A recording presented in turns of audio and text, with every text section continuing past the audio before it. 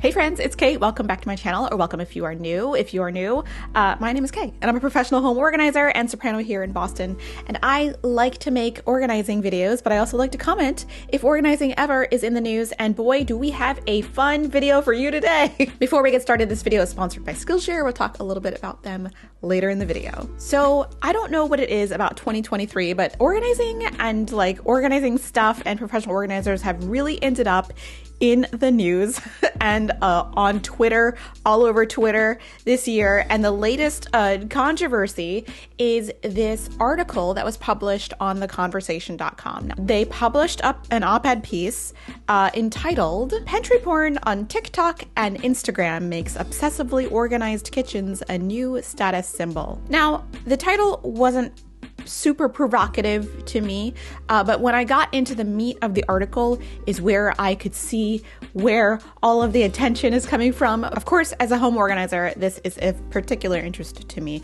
So let's get into it. So this article was written by a lady called Jenna Drenton. Jenna Drenton is a marketing professor at Loyola University in Chicago, and her op-ed piece explores the trends of people on TikTok, in particular showing their neatly organized pantries and the restock videos and all that. And she implies that it's somehow problematic, which, okay, I'm going with you on this. Before I get too deep into this, I just want to say that there are a number of things I don't discuss on my channel, religion and politics being two of those. But I do want to point out that a lot of the pushback from this article is from conservative media attacking liberal media and accusing it of being too woke and, all that stuff. I find that highly annoying. I live in Massachusetts. I'm a person of color. You can do with that information what you will. But I don't think this has anything to do with politics. I do think there is a little bit of a mess up in this article, but I just want to get that out of the way before we get into it. Can we not? In her latest piece, she implies that these restock videos, these pantry organization videos, or as she's dubbing pantry porn, is problematic. And I kind of can go with her on a lot of the concepts, but this particular part of the article really caught my attention, as well as the attention of a lot of people on the internet. So let's get into it. If pantry porn is any indication, the new minimalism means more as long as more is not messy. Consumers don't need less, they need more. More containers, more labels, more storage space. Storing spices in coordinated glass jars and coordinating dozens of sprinkles containers may seem trivial, but tidiness is tangled up with status, and messiness is loaded with assumptions about personal responsibility and respectability. We'll come back to respectability in just a few minutes, but it's already starting to go south for me. Cleanliness has historically been used as a cultural gatekeeping mechanism to reinforce status distinctions based on vague understanding of niceness. Nice people with nice yards in nice houses make for nice neighborhoods. What lies beneath the surface of this anti-messiness, pro-niceness stance is a history of classist, racist, and sexist social structures.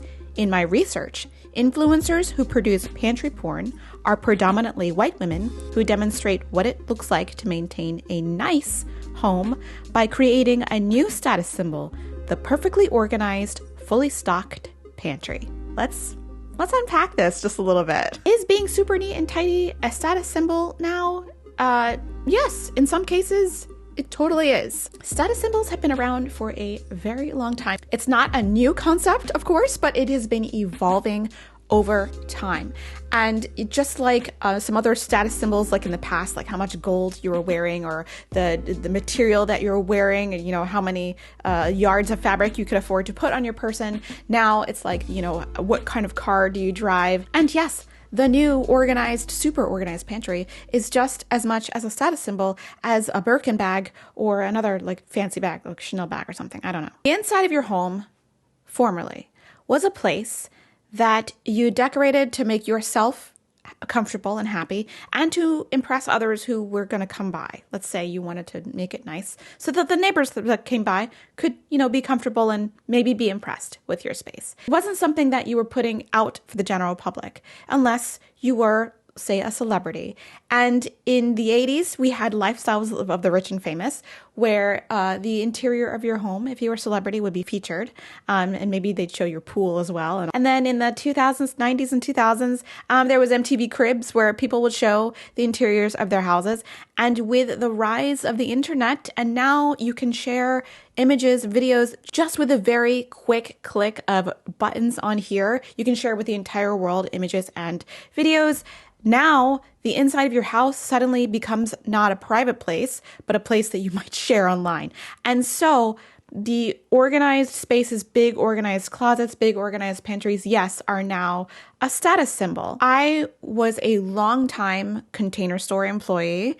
Back in I think around 2008, 2009, I worked there for 8 years. I know who their customer base is.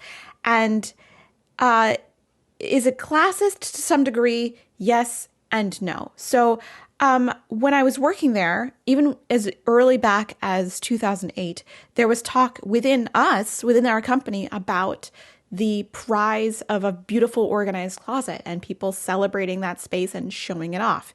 It's not new. TikTok is new, okay? So people are doing new things with TikTok, but the celebrating a really beautiful organized space is not new. This has been brewing for a little while. And I do agree with her when she says the rise of a lot of this pantry porn, or showing off of your pantry, did kick off a lot during the lockdown in 2020, when we were all stuck at home. I got a lot of calls from people when they were stuck at home to help them organize their spaces, because they were there all the time and all of a sudden they were looking at it. I mean, let's talk about what life was like maybe before. You were at work maybe 10 hours, you were commuting maybe 2 of those hours, and then you came home, you're decompressing for like 5 hours, and maybe 1 or 2 hours a day is spent in the bathroom, taking a bath, getting ready, doing your hair or whatever, and 8 hours or even more or less are spent sleeping. So you weren't spending a ton of time in your home, and all of a sudden in 2020 we were just home and you were looking at your space. So I got a lot of calls from people during that time to help them declutter and deal with their space and make it more functional. However, they were for a variety of reasons, and I don't think any of those reasons have anything to do with respectability politics. We'll go back to that. We'll go back to that later. So let's talk about social media.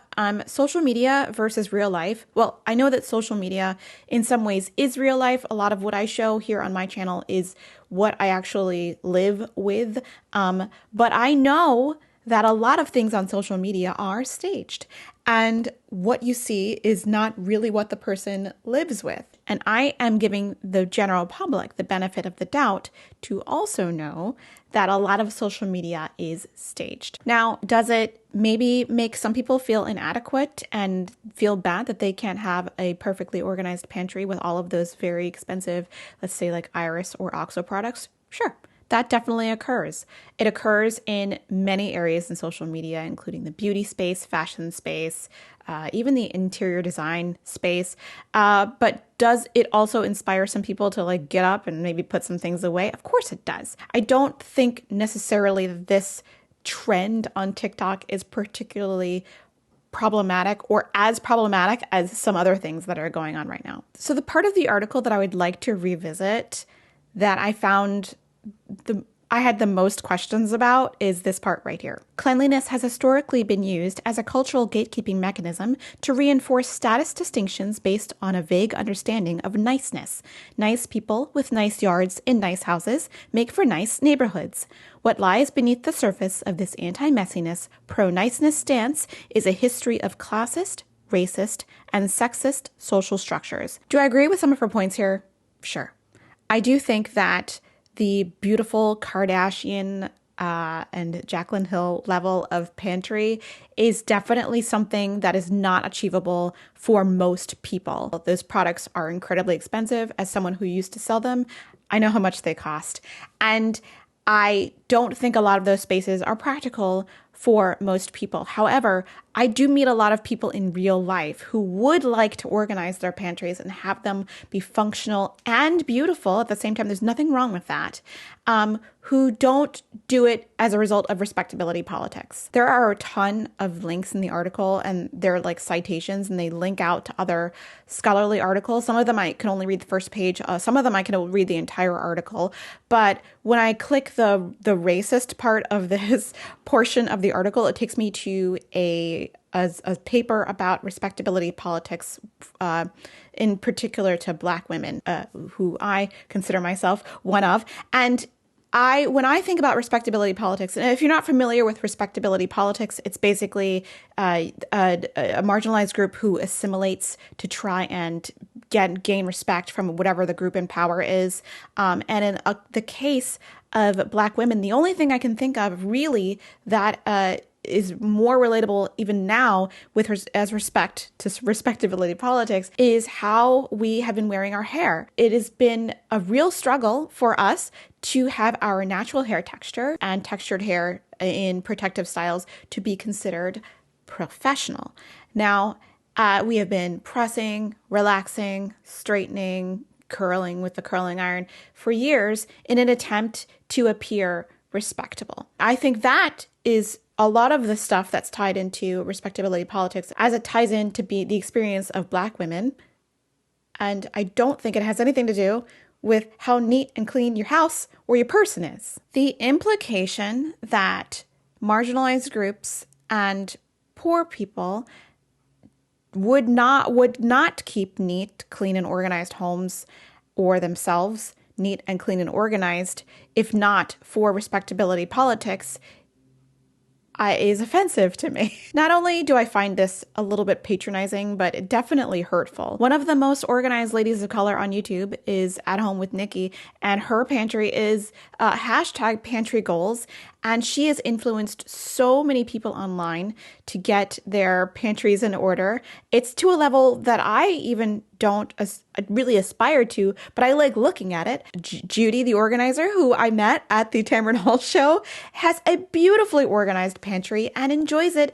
And it's not a result of respectability politics. And as far as sexism is concerned, as a child of the 80s, I was taught and encouraged to, be that power woman, go and get that doctorate, have men take you seriously. And there was something inherently that felt uncomfortable for me because I found so much joy in homemaking. But homemaking is fun. And I don't enjoy the implication that poor people are unclean and disorganized. There are so many people out there who don't have a lot, but have a really perfectly clean house and a beautiful organized pantry. There are dozens of videos online about how to organize your pantry on a budget. You can go to the dollar store. You can go to IKEA. IKEA is super cheap. You can go to a number of places. You can even use things you already have or packaging from the store. You can clean out jars and then put your dry goods in them and write on it with marker. It doesn't have to be anything super fancy. And let's not forget that decanting items is not only done for aesthetic reasons, it is done for practical reasons.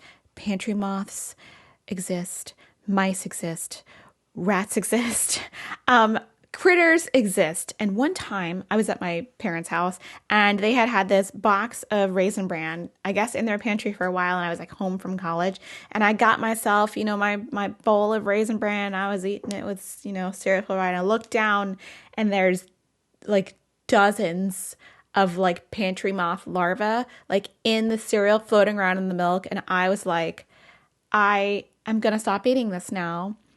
I got extra protein, but I didn't really want that. So decanting dry goods into containers has its practical uses. It also keeps things fresher for a longer period of time. The modern packaging you get from the grocery store is inadequate. I'm gonna say it. If you're going through the things fast enough to not really need to decant them, then totally cool. But for me, sometimes I like peace of mind knowing that like ants won't go in there. So decanting does have its practical reasons, and you don't have to get expensive containers. You can get like ball jars. To sum it up, I could not stop thinking about this all weekend.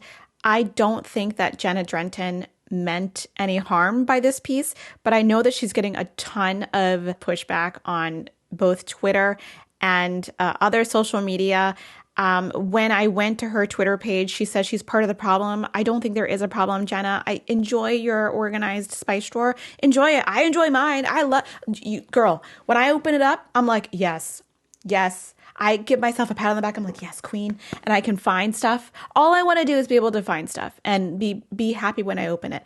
And that is most of the reason people want to see these TikToks and have their organized pantries is because, shocker, it makes them happy and they enjoy it. Let people enjoy things. I did notice that over on the conversation, the comments on this article are closed. There's one comment that was left to exist there for all eternity, I suppose. When the article was like reposted or quoted or covered on other news media outlets, the comments were open and the comments underneath were very scathing. Twitter has been very scathing. I don't want to eviscerate this woman. I'm sure she meant well. I do think that she would benefit from a visit or spending a day with someone like me who helps people with their spaces. When you help people with their spaces, you realize the motivation behind some of the decluttering, behind some of the organizing, behind some of the just making it pretty has less to do with politics and more to do with feeling good about their space and feeling good and better about their life. So at the end of the day, it's not that deep, and go and enjoy your pantry porn. I do think things on TikTok are a little bit crazy, but I love TikTok. I love it and hate it at the same time. Take it with a grain of salt. It's just fun, people having fun. So, I mean, Again, it's not that deep. Thank you so much to Skillshare for sponsoring today's video. If you didn't know, Skillshare is an online learning community with thousands of inspiring classes, including photography, painting. I managed to make a GIF using Skillshare, and nowadays learning stuff for work is really useful because jobs are totally different than what they used to look like before. I know that I am working for myself and I need to learn a lot of things myself, but Skillshare has been so helpful. In particular, I know I talk about Ali Abdaal so much, but I love this course. I took Ali Abdaal's Notion course and I loved it. And the next course I dove into is productivity exercises for a more meaningful life. Now, I know that I'm planning all of my stuff myself, and sometimes I don't do a good job in managing my time. And this course I found really helpful. What I got out of it that I love the most is this concept called homework for life. At the end of the day, you write in a journal, and it's a really short writing prompt, and you say, what in your day was worth telling a story about? And you think, what are all the things you've done today? And then you write about it, like write a really short paragraph about it, and you're like, wow, I've done some really great accomplishments today. Skillshare is also super affordable in comparison to in-person classes and workshops. The first 1,000 people to use the link in the description will get a 1-month free trial of Skillshare Premium, so you can explore your creativity today. Thank you so much to Skillshare for sponsoring this video and supporting creative entrepreneurs everywhere. So I'm going to link the original article down below. Let me know what you think, and let me know if your pantry is organized or it's a mess. Let me know. Either way, you're fine. Live your life. Enjoy your life. It's not that deep. All right, thank you so much for watching, and I'll see you in the next one.